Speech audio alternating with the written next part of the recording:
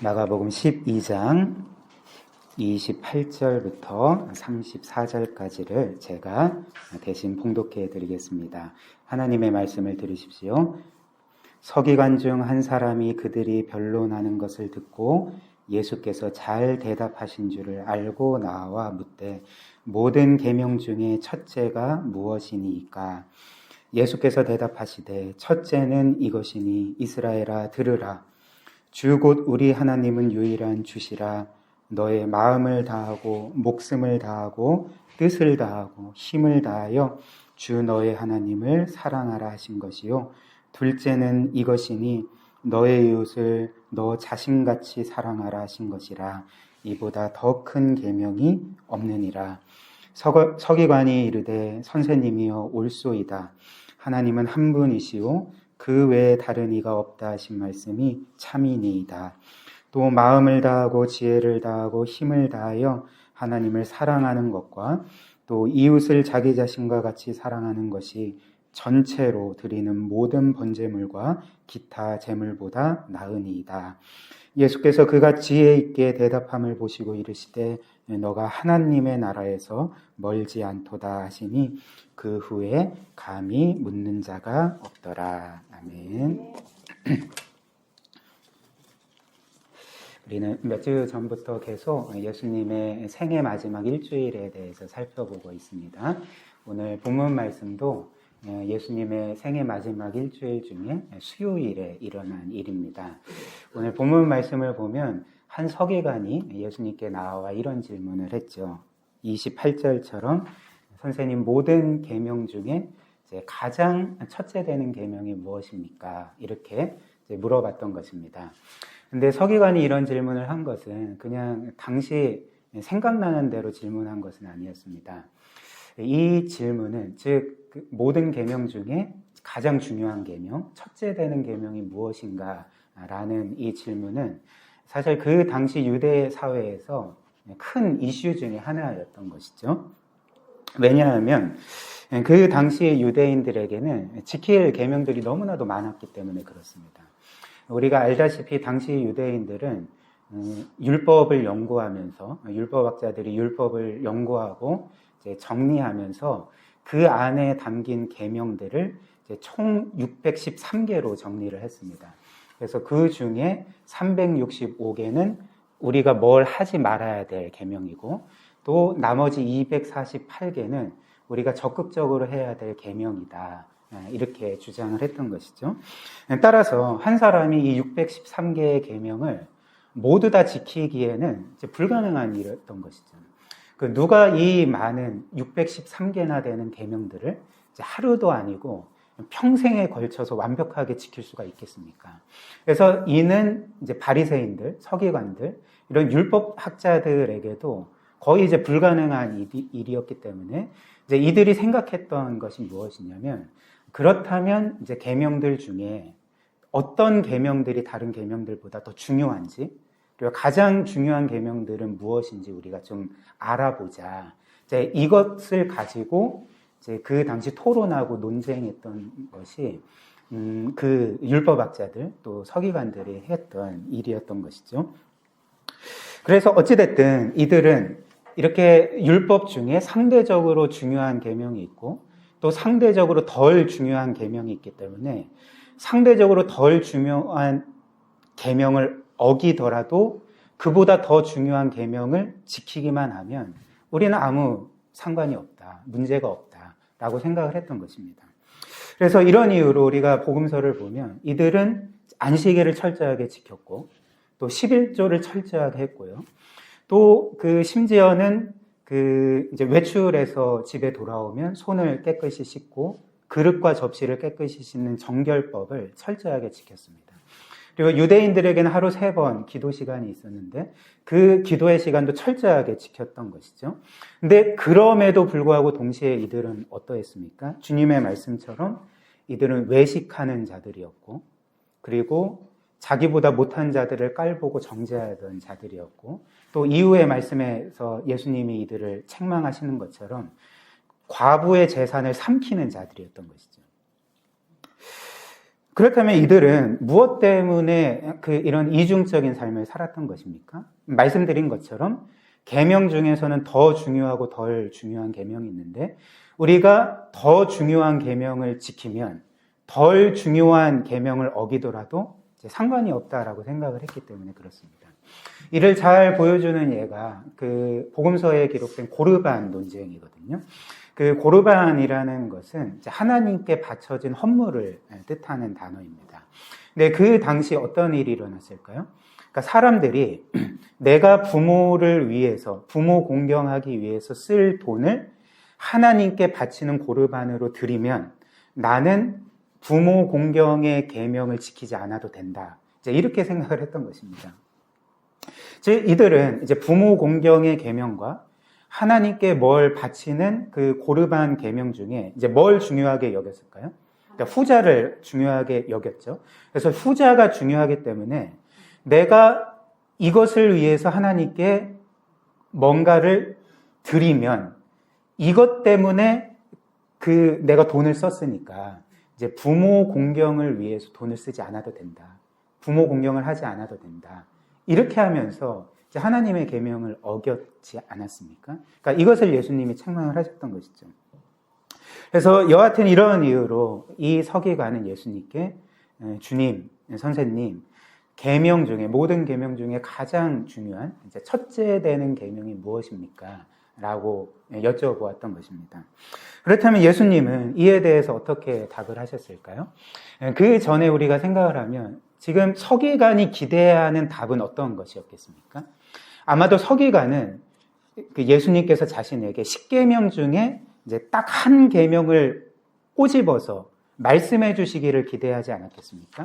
즉 내가 생각할 때 계명 중에 가장 중요한 것은 안식일 준수 계명일 거야. 혹은 그게 아니라면 그게 아니라면 또 뭐가 있겠습니까? 우상을 만들지 말라던가 아니면 살인하지 말라던가 아니면 간음하지 말라던가 이제 이런 것이 첫째 되는 계명일 거야. 이렇게 생각을 했을 거라는 거죠. 그런데 예수님께서는 이 서기관의 예상을 뛰어넘는 답을 주셨습니다. 이제 어떤 것이었을까요? 이제 29절부터 31절 다시 보십시오. 예수께서 대답하시되 첫째는 즉 첫째 되는 계명은 이것이니 이스라엘아 들으라 주 곧 우리 하나님은 유일한 주시라 너의 마음을 다하고 목숨을 다하고 뜻을 다하고 힘을 다하여 주 너의 하나님을 사랑하라 하신 것이요 둘째, 그러니까 두 번째 계명이죠. 둘째는 이것이니 너의 이웃을 너 자신과 같이 사랑하라 하신 것이라 이보다 더 큰 계명이 없느니라 이렇게 답을 주셨습니다. 예수님께서 말씀하신 첫째 되는 계명이 무엇입니까? 그러니까 한 단어로 표현하면 하나님 사랑인 것이죠. 그러니까 하나님 사랑이 율법 중에 가장 중요하고 첫째 되는 계명이다 이렇게 말씀을 해주셨던 것이죠. 그리고 예수님은 첫째 되는 계명뿐만 아니라 이제 둘째 되는 계명도 말씀을 해주셨는데 이제 그것은 이제 이웃 사랑, 이웃을 나 자신처럼 사랑하는 것이라는 것이죠.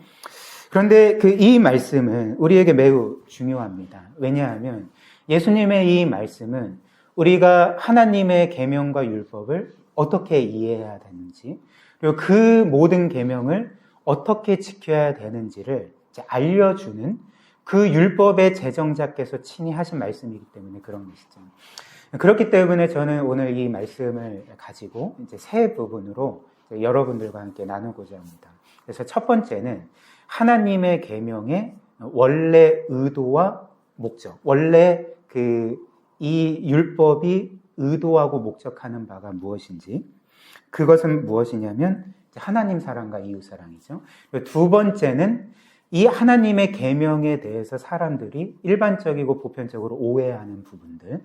세 번째는 마지막으로 우리는 그렇다면 하나님을 사랑함으로 계명을 지키려면 어떻게 해야 되는지, 이렇게 세 부분으로 오늘 본문 말씀을 살펴보도록 하겠습니다. 첫 번째로 하나님의 계명의 원래 의도와 목적인 것이죠. 하나님 사랑과 이웃 사랑인 것이죠.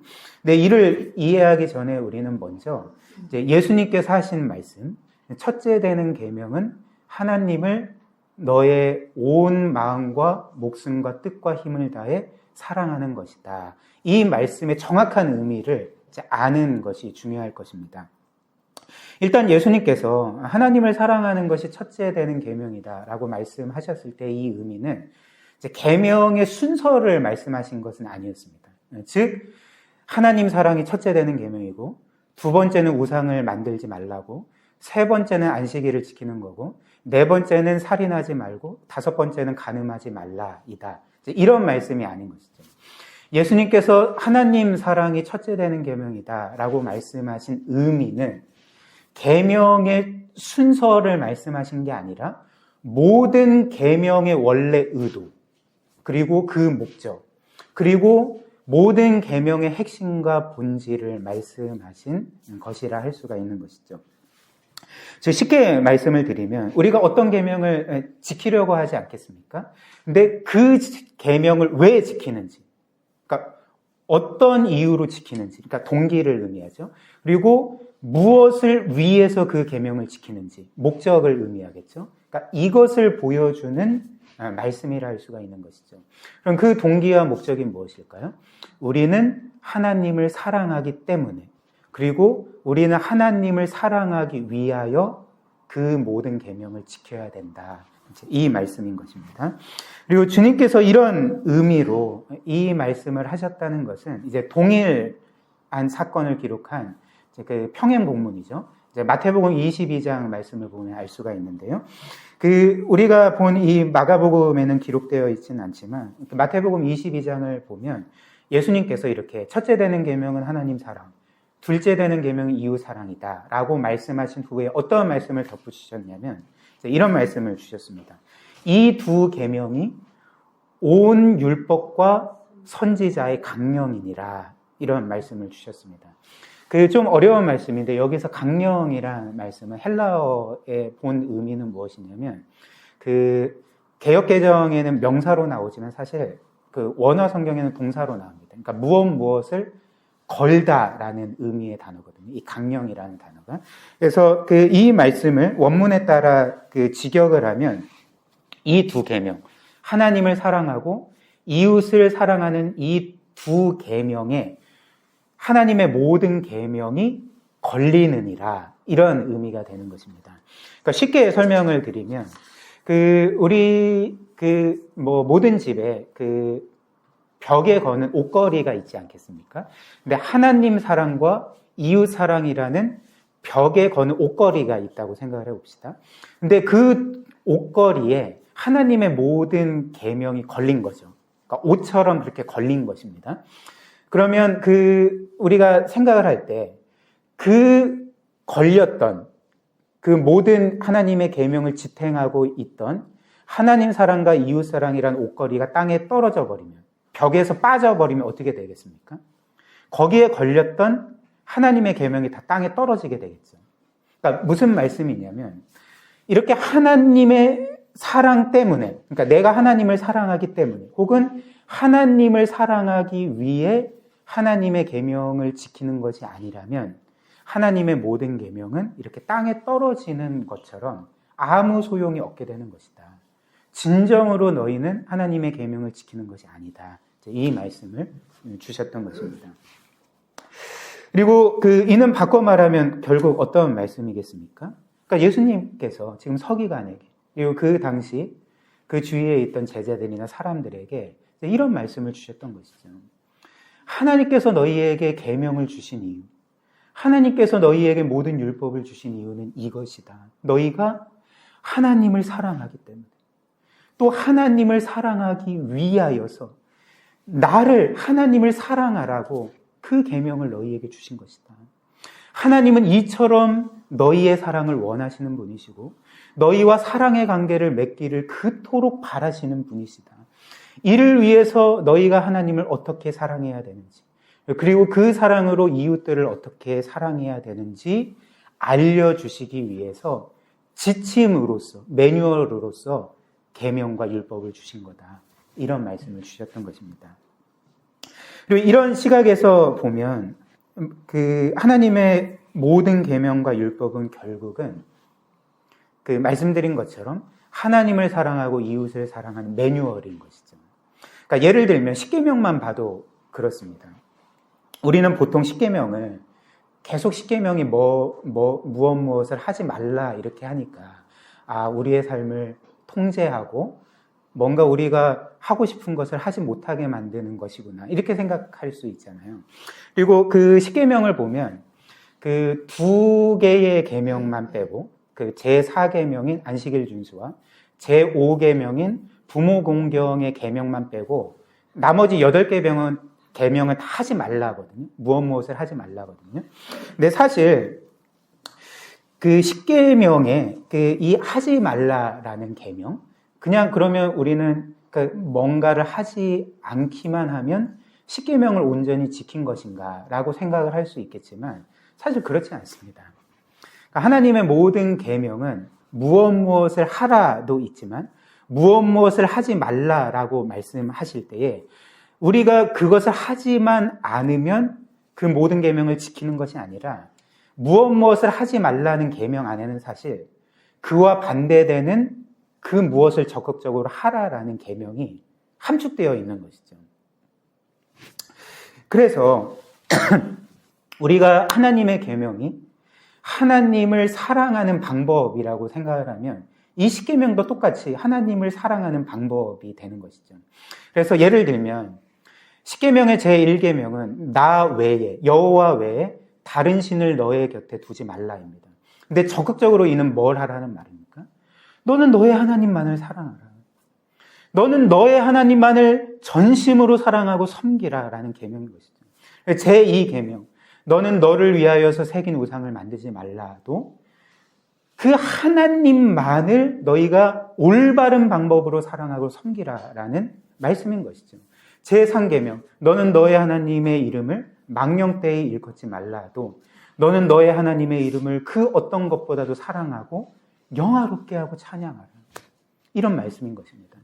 그리고 사람의 그 이웃을 사랑하는 그 계명과 관련해서도 똑같죠. 제6계명, 살인하지 말라는 계명도 결국에는 너는 너의 이웃의 생명을 사랑하고 소중히 여겨라. 제7계명, 간음하지 말라는 또 뭡니까? 너는 너의 아내와 혹은 너의 남편만을 진정으로 온 마음과 힘을 다하여서 사랑하라. 이런 말씀이 아니겠습니까? 제8계명, 도둑질 하지 말라도 너는 너의 이웃의 재산을 소중하게 여겨라. 제9계명, 너는 너의 이웃에 대해서 거짓 증언하지 말라도 너는 늘 너의 이웃을 진실하게 대하라. 이런 말씀인 것이죠.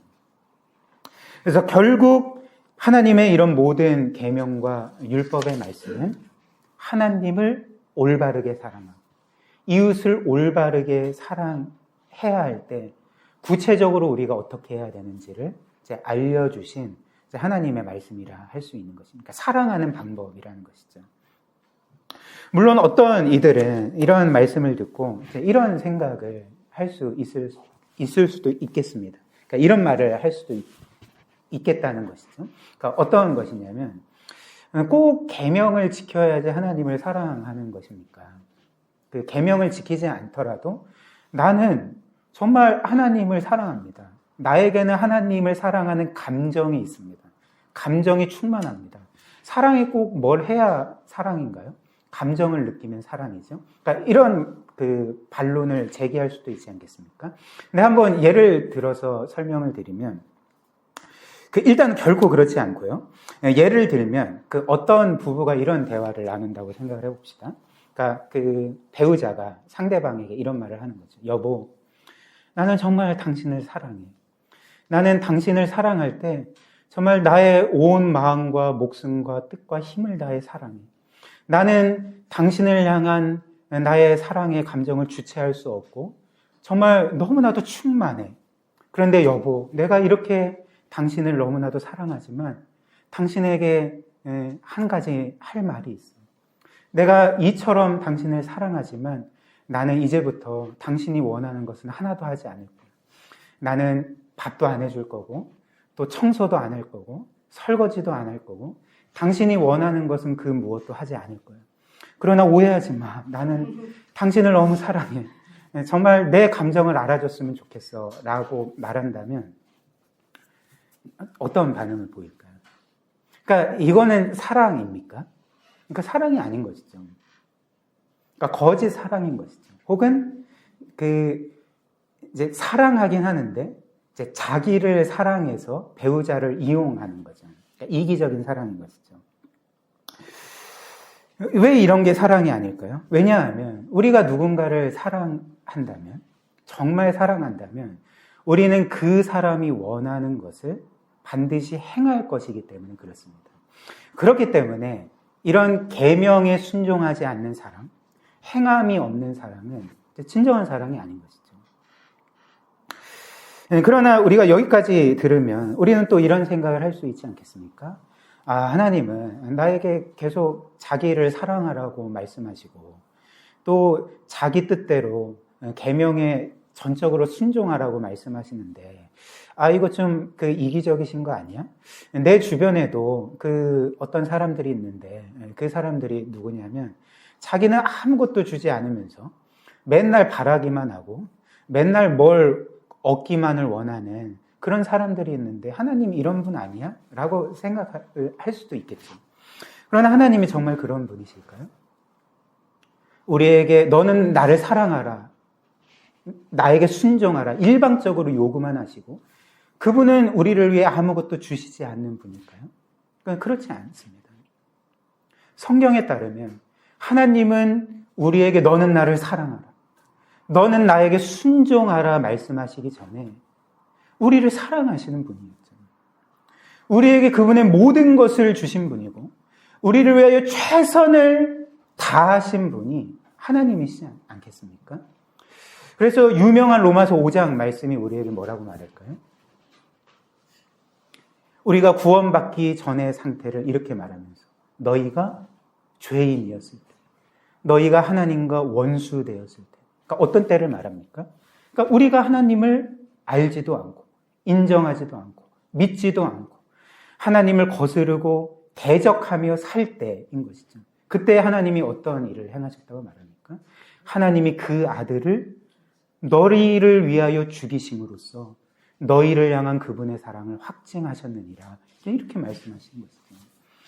요한일서 4장 10절 말씀도 이렇게 말씀합니다. 사랑은 여기 있으니 우리가 하나님을 사랑한 것이 아니라 하나님이 우리를 사랑하사 그 아들을 우리를 위한 화목제물로 이 세상에 보내셨음이라. 이렇게 말씀을 하시는 것이죠. 즉 하나님은 우리에게 그냥 일방적으로 사랑을 요구하시는 분이 아니라 그 전에 그분의 최선을 다하여서 온 마음과 정성을 다하여서 우리를 사랑하시고 자신의 모든 것을 주신 분이라는 것입니다. 또한 이를 우리는 이 말씀의 맥락인 하나님께서 이스라엘 백성에게 계명을 언제 주셨는지를 보면 또 정확히 이해할 수가 있는 것입니다. 하나님께서 그분의 모든 율법과 계명과 십계명을 이스라엘 백성에게 언제 주셨을까요? 구약 성경을 보면 하나님께서 이 율법과 십계명을 주신 때는 이스라엘 백성이 이집트에 있던 때가 아니었습니다.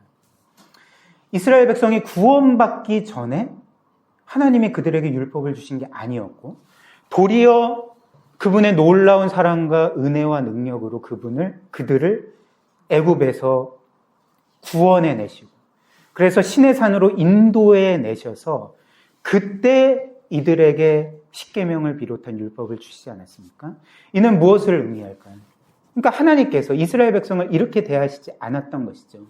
하나님이 이스라엘이 이집트에서 노예살이를 하고 있을 때에 그들에게 찾아오셔서 옛다 나의 계명이다, 율법이다, 십계명이다.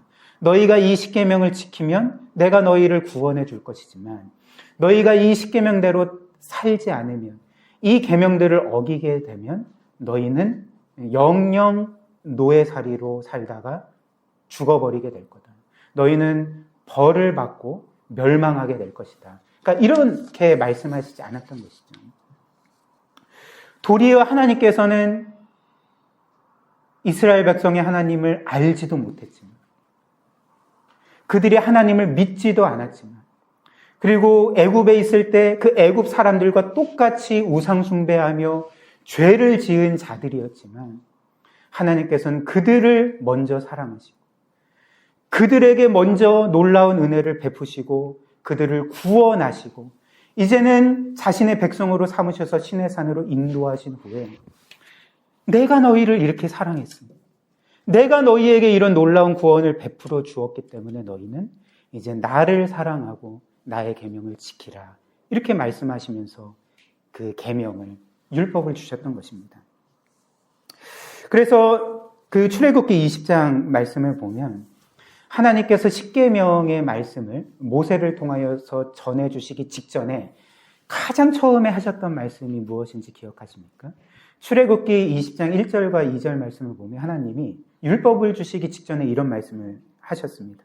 하나님이 이 모든 말씀으로 말씀하여 이르시되 나는 너를 애굽 땅 종되었던 집에서 인도하여 낸 너의 하나님 여호와니라. 무슨 말씀입니까? 내가 너희를 구원한 것을 기억하라는 것이죠. 내가 너희를 어떻게 사랑하고 은혜를 베풀었는지를 기억하라는 것이죠.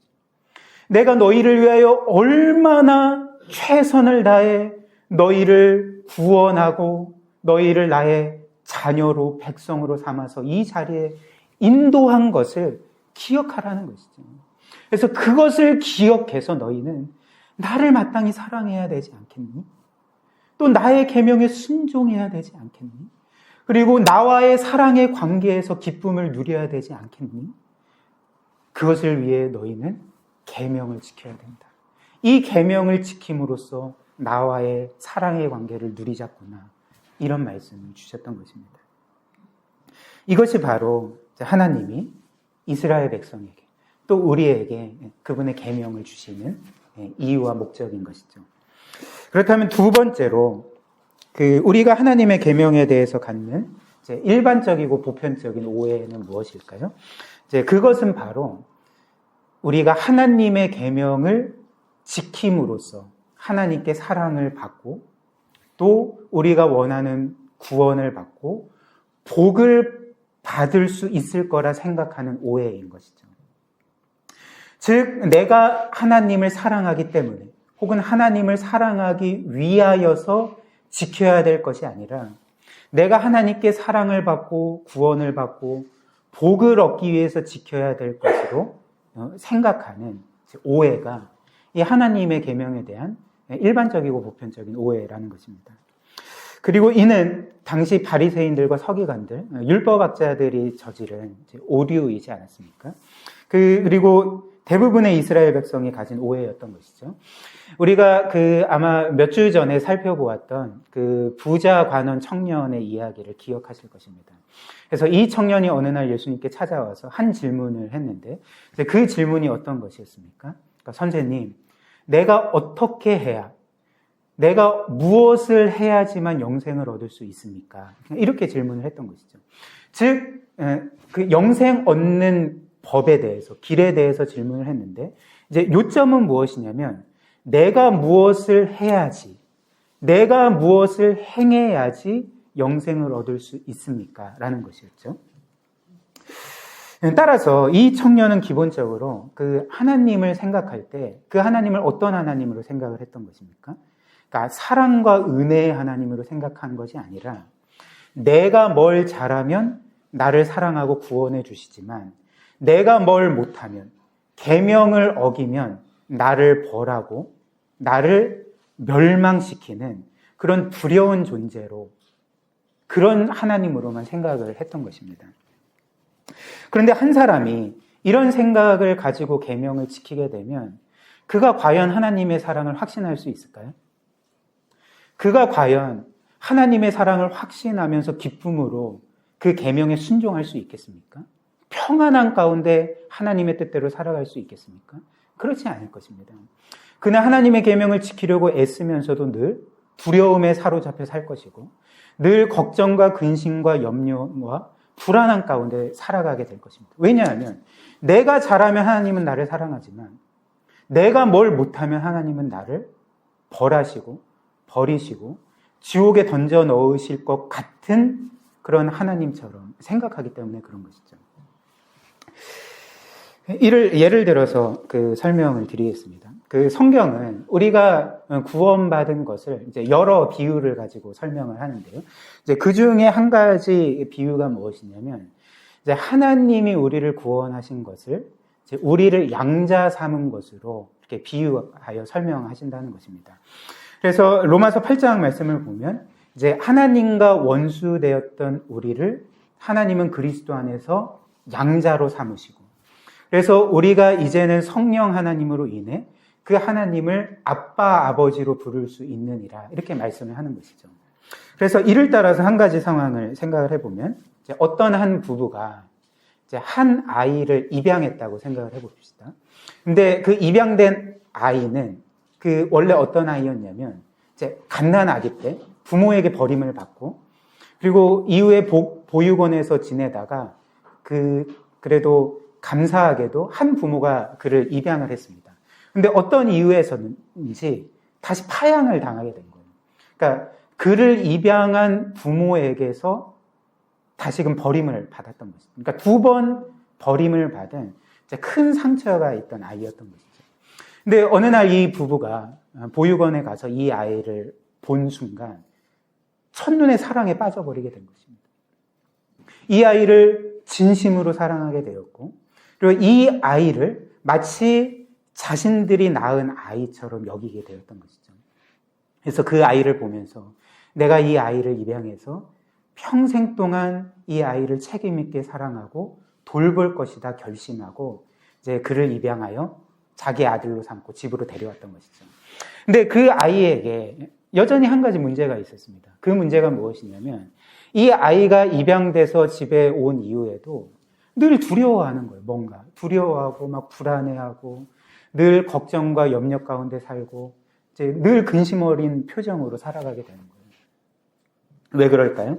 그러니까 그 아이는 자신이 지금까지 2번이나 버림받은 경험 때문인지, 내가 뭘 잘하면, 내가 지금 새로운 부모에게 순종하고 뭘 잘하고 착한 아이가 되면 이 부모는 나를 계속 사랑해 줄 것이지만, 내가 뭘 못하면, 내가 나쁜 아이가 되면 이 부모는 나를 버릴 거야 라는 두려움에 사로잡혀 살았던 것이죠. 그래서 이 아이는 일단 최대한 순종했던 것입니다. 그러니까 뭐 부모가 시키지도 않는데 청소도 하고 설거지도 하고 또 빨래도 하고, 어린아이지만 빨래도 하고 심부름도 하고 막 온갖 일을 하는 거예요. 진짜 막 보면 착한 아이로 이렇게 생활을 하는 거예요. 그런데 이 아이가 이렇게 부모에게 순종하고 착한 아이가 되려고 애쓰면서 과연 평안함 가운데 그렇게 그 집에서 부모와 살아갈 수가 있었겠습니까? 뭔가 안정감을 가지고 부모의 사랑을 확신하면서 지낼 수가 있었을까요? 그렇지 않습니다. 말씀드린 것처럼 이 아이는 지금 내가 착한 아이여야만, 뭘 잘해야만 이 부모가 나를 사랑해 줄 거야. 이 집에 나는 그렇게 해야지만 계속 있을 수 있어. 그러나 내가 나쁜 아이가 되면, 뭘 실수하거나 잘못하면 나는 이 집에서 쫓겨날 거야. 이제 이런 두려움을 갖고 순종했기 때문에 그는 결코 그 부모의 사랑을 확신할 수도 없고 평안함을 가질 수도 없었고, 그리고 그런 그 기쁨의 교제를 누릴 수도 없었다는 것입니다. 그렇다면 그 부모가 이 아이의 심리 상태를 깨달았을 때 굉장히 안타까워하겠죠. 근데 이런 아이의 상태를 깨닫게 되었을 때 이 아이에게 바라는 게 무엇이겠습니까? 정말 이 부모가 이 아이에게 해주고 싶은 말이 과연 무엇일까요? 그러니까 이런 것이 아니겠습니까? 아들아, 우리는 너희를 너무나도 사랑해.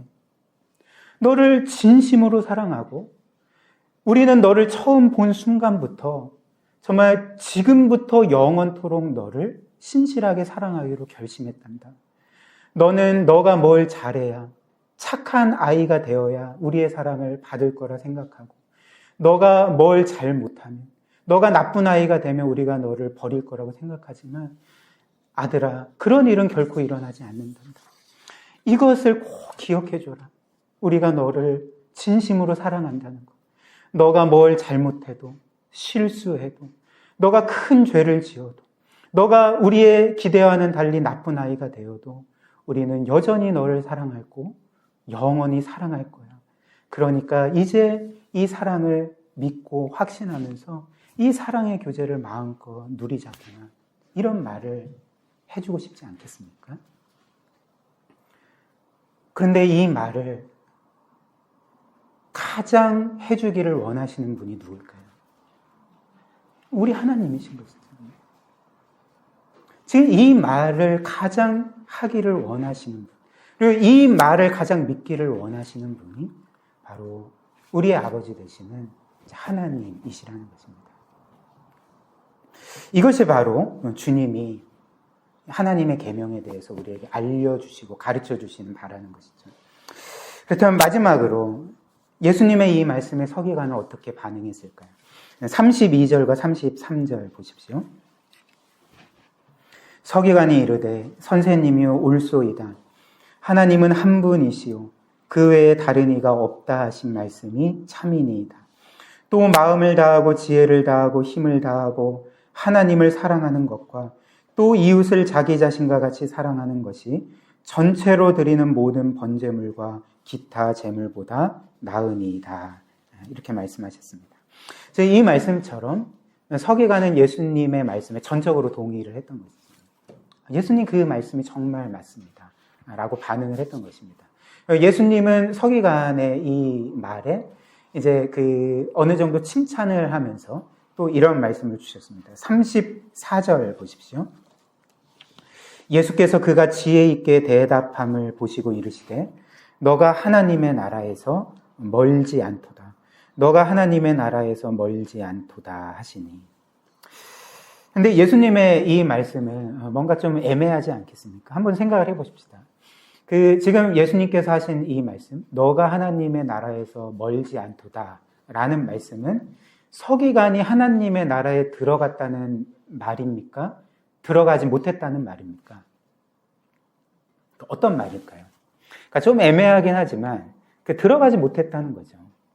물론 그 서기관이 예수님이 하신 말씀, 이 모든 계명과 율법의 궁극적인 동기와 목적과 핵심과 본질이 하나님 사랑이라는 것을 깨달았다는 점에서는 하나님 나라에 가까이 왔지만, 그러나 하나님 나라에 들어간 것, 구원받은 것은 아니라는 것이죠.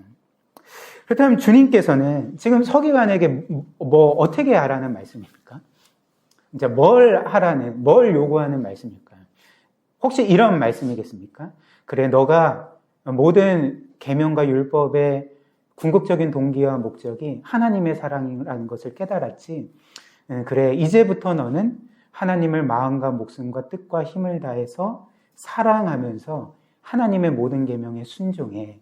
그러면 너는 하나님 나라에 들어갈 수 있을 거야. 구원받을 수 있을 거야. 이런 의미로 말씀하신 것일까요? 그렇지 않습니다.